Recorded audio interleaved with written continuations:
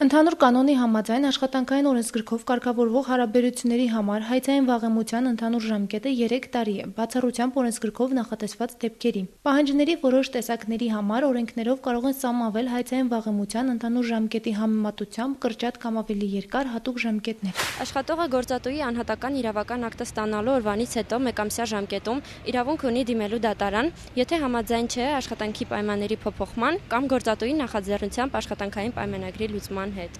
Եթե պարզվում է, որ աշխատանքի պայմանները փոփոխվել են, աշխատողի հետ աշխատանքային պայմանագիրը լուծվել է առանց օրինական հիմքերի կամ օրենսդրությամբ սահմանված կարգի խախտումով, ապա աշխատողի խախտած իրավունքները վերականգնվում են։ Այդ դեպքում աշխատողի օգտին գործատուից գանձվում է միջին աշխատավարձը հարկադիր պարապուրտի ամբողջ ժամանակահատվածի համար կամ աշխատավարձի տարբերությունը այն ժամանակահատվածի համար, որի ընթացքում աշխատողը կատարում էր նվազ վարձատրվող աշխատանք, բացառությամբ օրենսգրքով սահմանված դեպքերի։ Միջին աշխատավարձը հաշվարկվում է աշխատողի միջին օրական աշխատավարձի չափը համապատասխան օրերի քանակով բազմապատկելու միջոցով։